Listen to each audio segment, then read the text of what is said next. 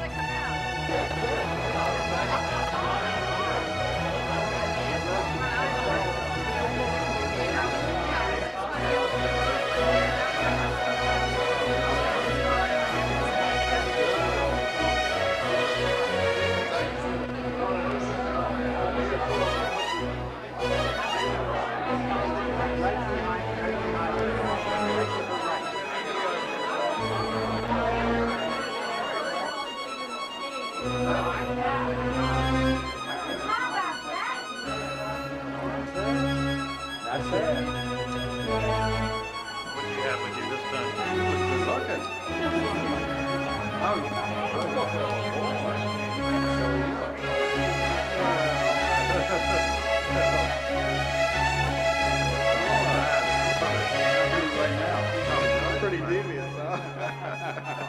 Does it look like I'm shooting? Does it look like not live, is it? This is what you call low. This is what you call a low profile camera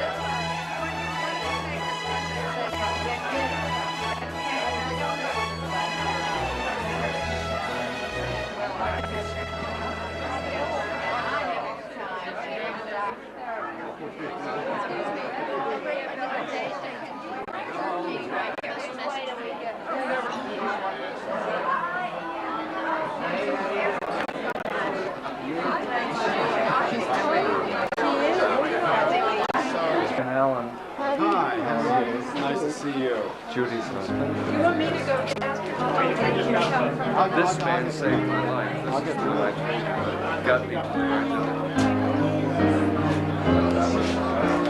Frank, did you have trouble finding him?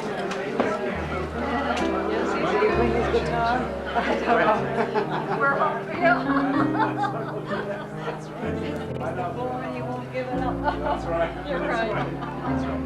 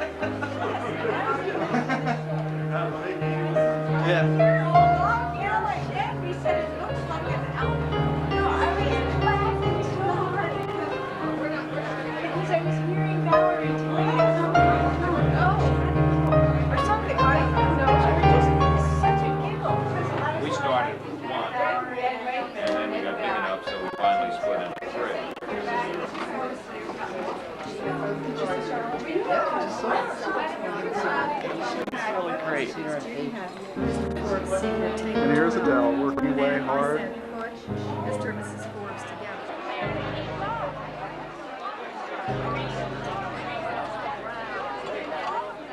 Okay, right there.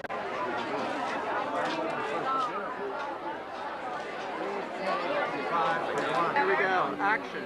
Camera on. Action. Okay, here we go. There goes one more salad. And a little escort over the table.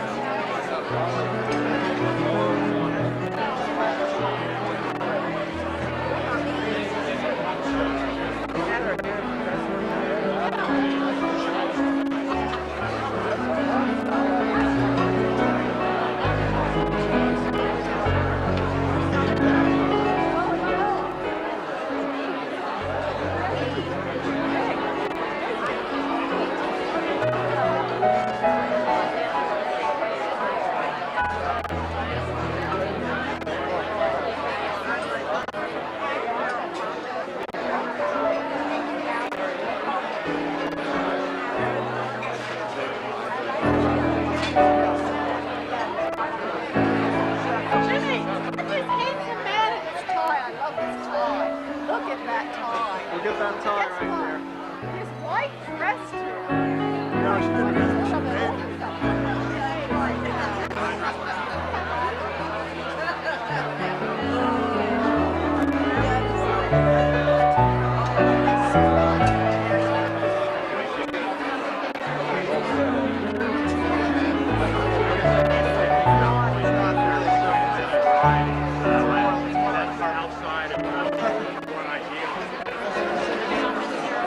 Well, they're all successful.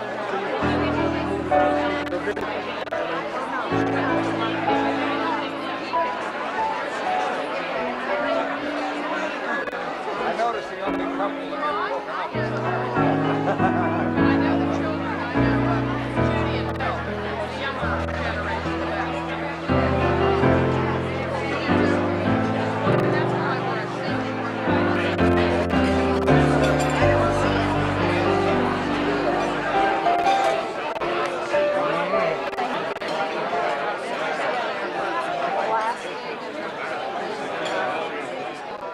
Ladies and gentlemen, and friends of Trevor's campaign for the homeless, Betty and I welcome you here tonight, and we hope you have a nice evening. You're wonderful to have come. Your generosity has been terrific. And as I say, have a good evening, and we send you our love.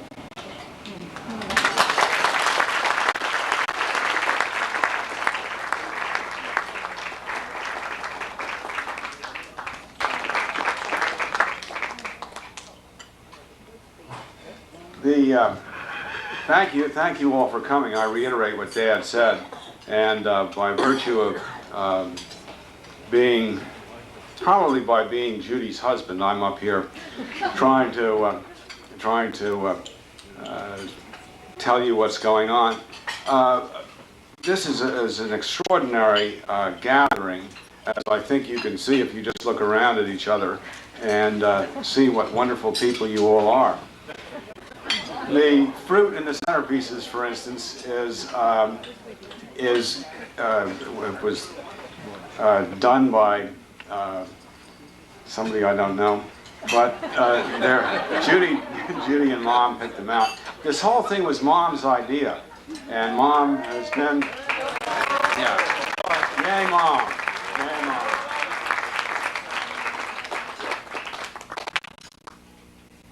yay Mom. There's been so far over $35,000 raised, and there's more to come. This goes directly to Trevor's place and the place next door, which you'll hear about later. The drawing card tonight is Miss Helen Hayes. She is the First Lady of American Theater. She has been on stage, screen, and television for more than 50 years, and she moved among the world's most talented people. Everybody here. She is retired from the theater, I'm told, but she goes around supporting causes in which she believes. She joined the board of TREVOR'S campaign in 1988, and she is going to say a few brief words. Let's welcome her.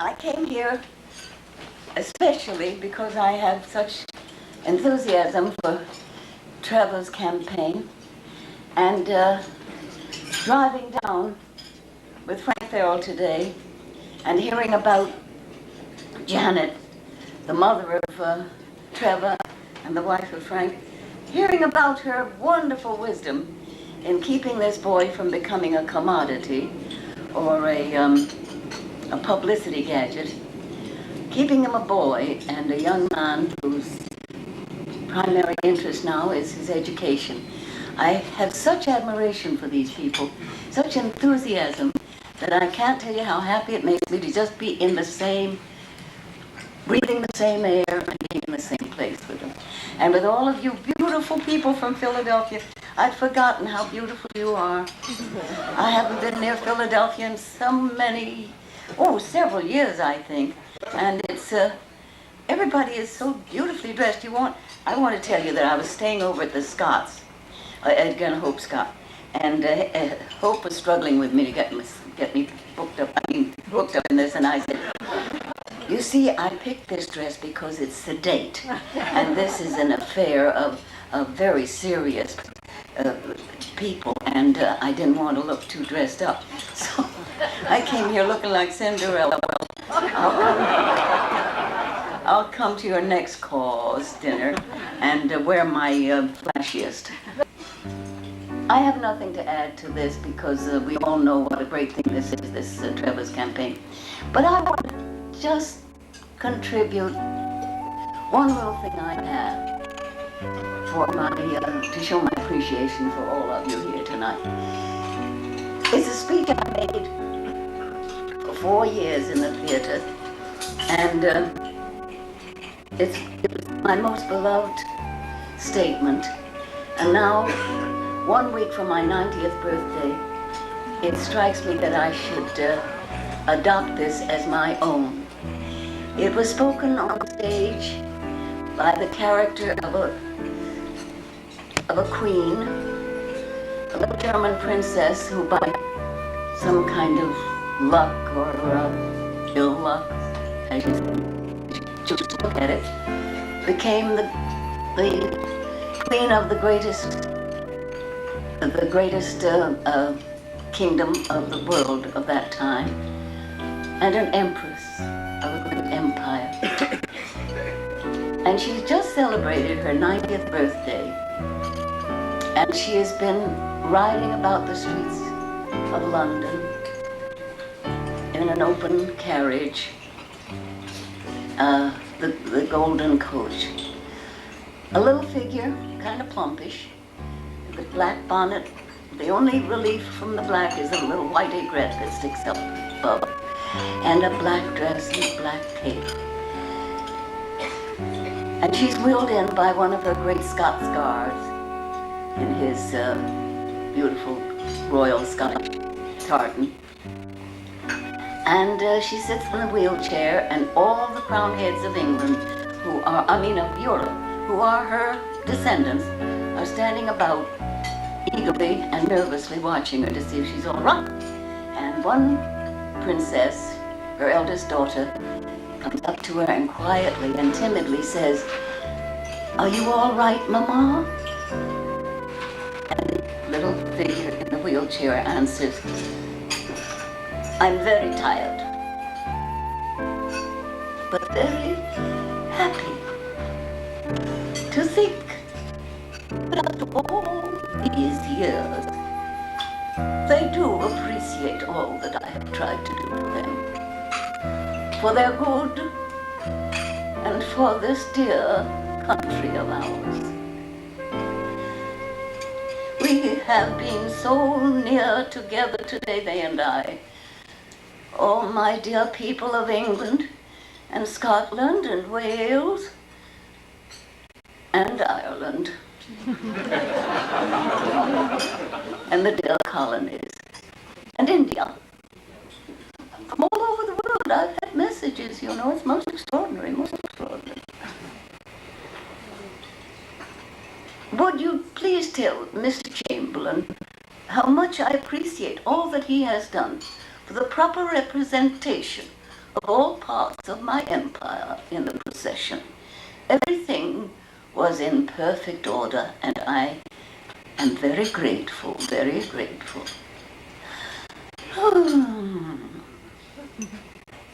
Bertie?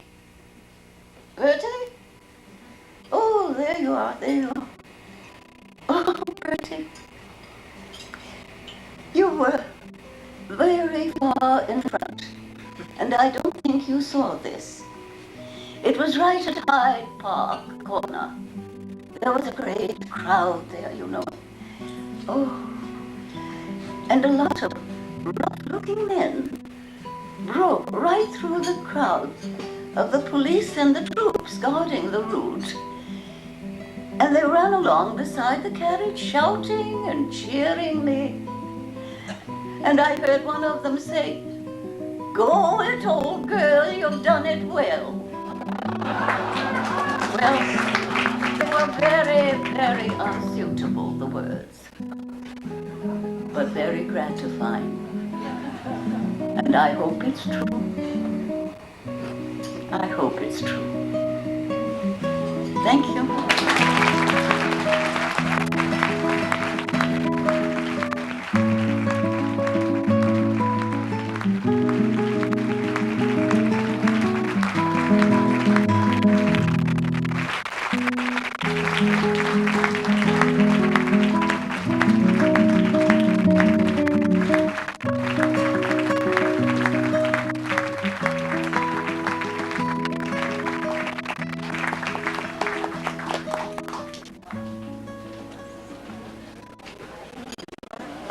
We get to Frank Farrell. Frank and Janet are the parents of Trevor. And Trevor, as you may or may not know, but I'm going to tell you anyhow, is the young man who, 11 years old, on the 8th of December, saw on television, when he was supposed to be doing his homework,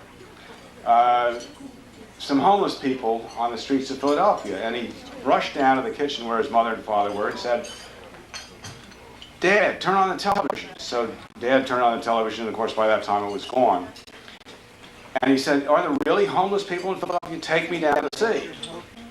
Well, how many fathers among you would have taken a young 11-year-old boy down to see some homeless people? Not only that, but he took his blanket and his pillow off his bed and took that down. They found a homeless person, a man, and gave him the blanket and the pillow. And the homeless person said to Trevor, "God bless you." And that so touched Frank that Frank has become the head of and the spearhead for Trevor's campaign for the homeless. This was the beginning, but the beginning was not quite so, it was not at all easy. Janet tells of the time that she took Trevor. He was going around trying to get people to contribute blankets and clothing and food to the campaign, so he wanted to go to the newspaper, and the Mainline Times was nearby. So he inveigled his mother to take him down to the Mainline Times. And she said, "Well, I don't want to go in the Mainline Times." So Trevor went in, 11 years old, goes into the Mainline Times, and tries to get an advertisement in the paper. Well, as God would have it, he was found by a feature article writer who needed a story for that week, and that was the advertisement that he got. Janet has continued to, as Helen Hayes said, guard Trevor from the becoming an icon, and it's the most difficult thing for parents to do, and I don't think any of us would have wanted to be in their shoes. The homeless people, however, are so glad that they've done what they've done, and God bless both of them. Janet's over there. Will you stand up?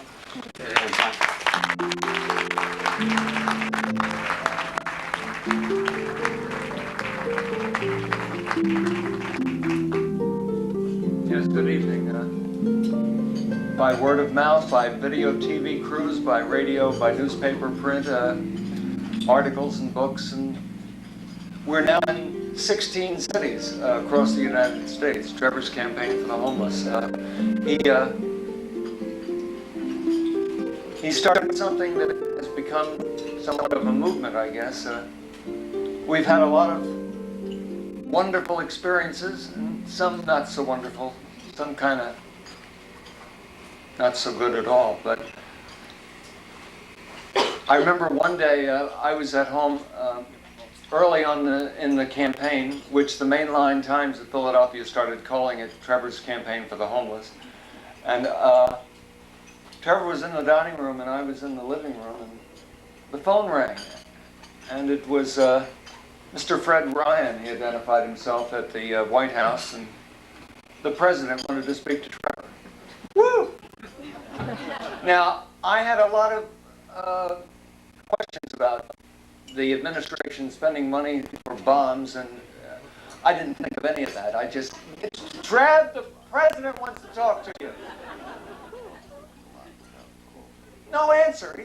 I said, the president of the United States is on the phone, wants to talk to you, Trevor. Trevor yelled back, what's he want? What's he want? Get in here and talk. Well, he talked to him on the phone, and he was very polite, but no more respect and no more polite than he was with the people he was serving on the streets in the city. People who were living on steam vents and in doorways and in abandoned cars. He gave them a great deal of respect and let them know that they're brothers and sisters. He didn't say that, but he knew that they were humans just like you and I. Same weaknesses, same gifts. Well, I have rambled on. I just want to tell you that one of the highlights, the most memorable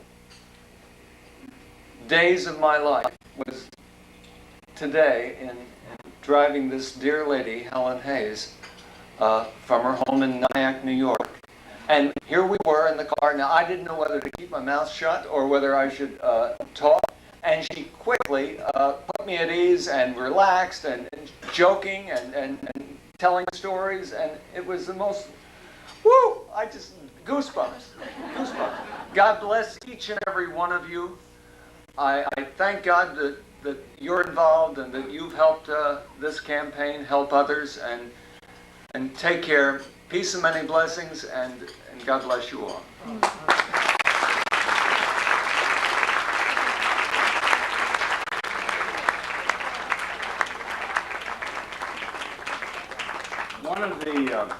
One of the things about homeless people is that they are, some of them are unable to help themselves and unable to advance beyond going in the street. Some of them don't want to come in, which amazed me. Some of them, when they do come in, Janet told me the story about this guy who was, the one thing that he loved to do was work with wood. And he would work with wood, and in working with wood and coming into the first Trevor's place, the best thing that he could think of to do as far as he was concerned in giving something to the house was to take off a door and chop it up into firewood. And this, of course, caused a problem or two as things went on.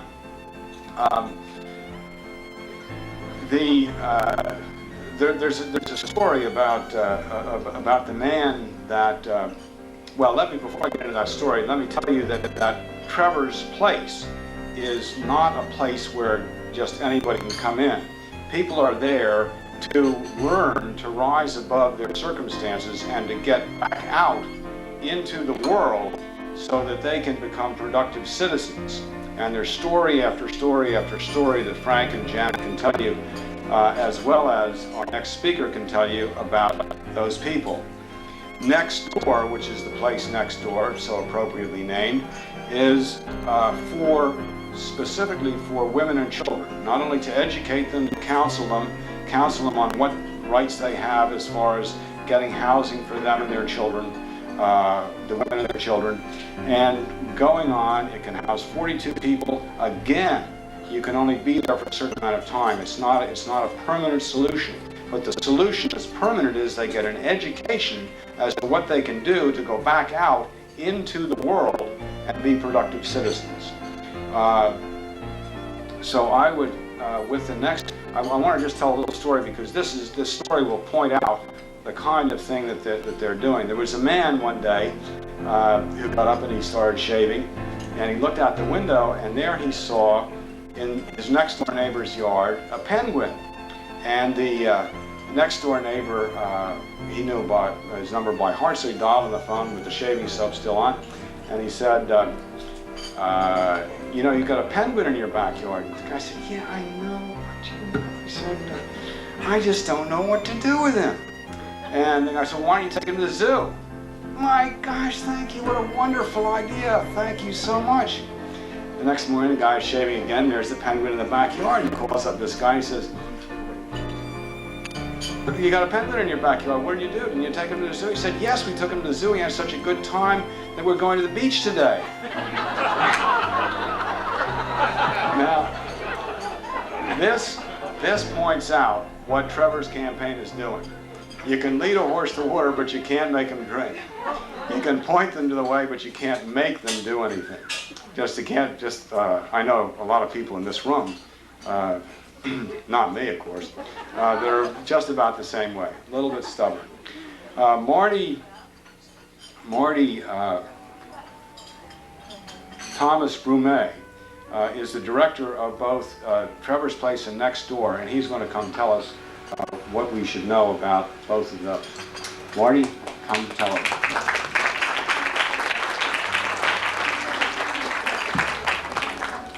Thank you. It's an honor to be here. And I don't know when Cinderella looked so good or spoke so eloquently, and I feel honored to be here with you too. Thank you very much for coming. I was going to start with a little joke, and I know a good one about a rope, but I was advised that I should skip it, so I'll do that. And I'll just get out and tell you a little bit about Trevor's Place. Trevor's Place is a transitional shelter, and when I say transitional shelter, I say that in contrast to an emergency shelter. We are working with people in the transition from being homeless to not being homeless and having their own place, whereas an emergency shelter would be one that deals with the emergency needs of someone who doesn't have a place to stay that night. And it's usually a short term. We're a little bit longer term. We usually have people from 2 to 6 months. And everybody that comes into Trevor's Place has goals and objectives about what they hope to achieve. And obviously their first goal is housing, but they work with educational or training goals, might be employment, or some people have more specific goals on bringing their family together because in the situation that they're in right now, their family has been split up and their children are living with different people. So their goals would be to unify their family. And the people at Trevor's Place are not the hardcore homeless or the street people that you think of and you see on TV when you see clips about street people or homeless people. They're what I call the hard luck people. They're people that are living from week to week, paycheck to paycheck. Something happens in their lives that is unforeseen, a fire or abuse from a husband or something like that. They're not able to deal with the situation. They don't have good financial resources. They do not have good friends or a network of relatives that can help them. And if it wasn't for places like Trevor's Place, they would literally be on the street. And so we're helping people like this, and these people have a lot of the skills and fortitude that is needed to survive, but they just need some help, and that's what we're trying to help them with. But we have several problems in trying to help people achieve their goals. One of them is dependency. When a person is on welfare, they become dependent upon the system. And it's very difficult to break that because your needs are pretty much controlled by other people, and people begin to feel that they don't have the power to change the situation that they're in. So at Trevor's Place, one of our main goals is to empower people, to give them the power to change the situation that they're in, and to make them realize that they have the power within themselves. And one of the ways we do this is through committees. When people come to Trevor's Place, very often they complain about everything that they can complain about. I think we provide a good service and there's very little to complain about, but people still complain. And it's not because there's something to complain about, but it's their way of expressing themselves because they don't have this power. But what we have done is we've developed a set of committees, and we have a menu committee, a chore committee, a resident committee, a children's committee, and each one of these committees will deal with issues that people would normally complain about. So when somebody comes to me and complains about something that's going on they don't like with rules or regulations or something another resident is doing, I say, let's have a committee meeting. I get residents together with myself. We discuss the situation, and this gives people the power to change what's happening that they don't like. And I found it really helps with cutting down on the complaints that I get. And it also gives people the power to change. And also, we get a lot more out of them and are able to do a lot more because of the input that the residents give us than if we would just make the decisions on our own. Another thing that is really limiting us in our ability to help people is the child care aspect. When you have a mother with several children, she can make more money on welfare than she could if she would go out and get a job making $5 or $6 an hour. And so it's not a very big incentive for her to change the situation that she's in. And the child care makes it even more difficult for her to go out and to retrain herself or get a better education that will help her get a job that would pay more, that would make it worth her while. But with the Next Door program, the child care aspect of it is going to really make it easy for us, or a lot easier, to encourage people to put their children in child care and go out and retrain themselves so that they will be able to get a job that will pay them the amount of money that they can live on comfortably. And then the final stage of what we're trying to do is the aftercare. When people leave Trevor's Place, they're in a situation where there's a lot of support, and then they go on their own and they lose all that support. And it's very imperative that we provide aftercare so that when people leave, they don't fall back into some of their old habits, and they're able to survive and deal with the problems that they're going to continue to have throughout life. And so we're developing a system with our social workers that they'll keep in contact with people after they've left and provide whatever support is needed so they don't fall back into the same habits that they had that caused or contributed to them being homeless. And that's basically the program that we have at Trevor's Place. I'll be around later if people want to talk more. I'd be glad to talk more, but I don't want to take any more of your time now. I wish to thank you very, very much for coming. Your help is very, very instrumental to our program. Thank you, and may God bless you.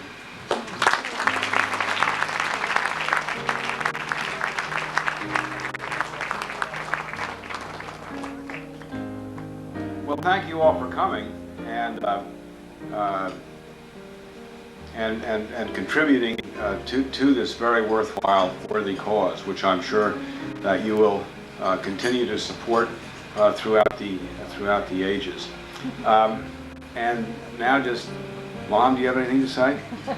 No, Mom shakes her head. Thank you so much again for supporting it. Thank you for coming. Thank you for being here and making this the most successful party, making it the culmination of the most successful day that Frank Farrell's ever had.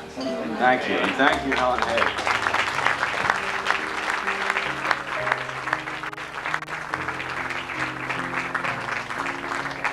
If I can get Marty, I'd like to learn that rope joke.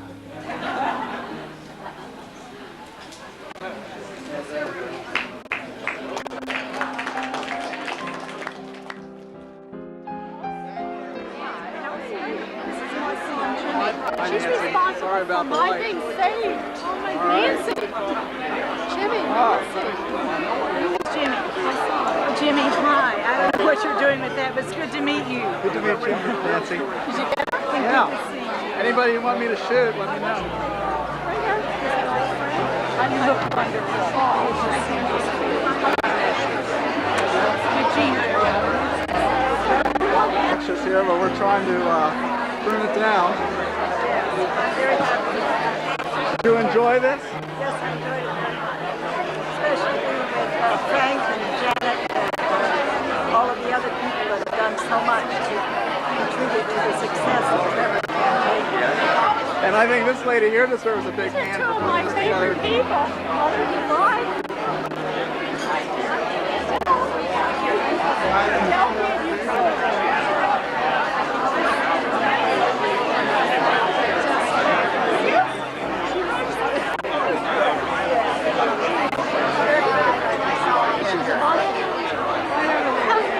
Dan, how are you? Can I touch your hand? There's the pretty lady. Yeah, let's get her into the picture here.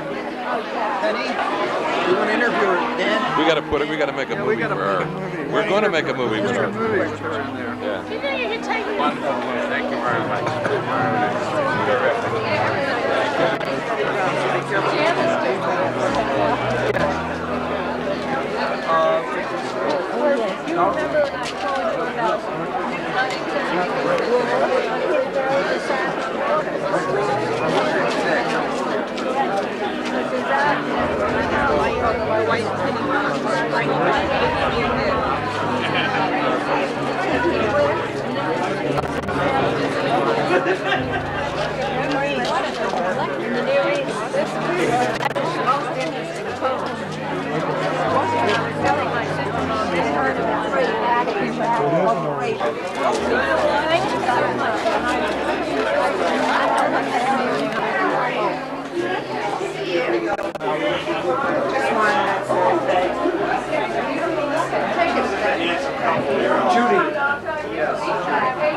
My light might flash on with a mainline time. And that'll pull my picture. How we doing? Bill, maybe you should. Wait, one more. I'm getting her in my face. Excuse me. Look this way. That was you? No. How'd you recognize her? No. Come on, Bill, let's go on there. Yeah. Come on. Hey, Dan. Yeah, there we go. House in Ardmore. He went to Penn. You went to Penn. Oh, say no more. I went to Penn. Bye. Thank you, Dr. Yeager. Very nice to see you, Dr. Yeager. Yes,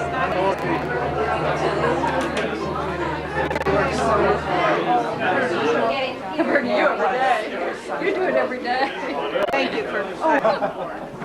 Basically for Bill.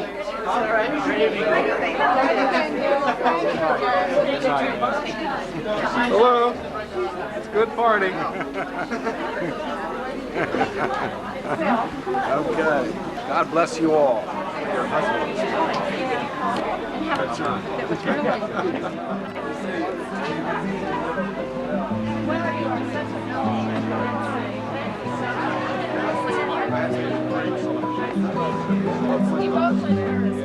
Your brother is Tony Brown.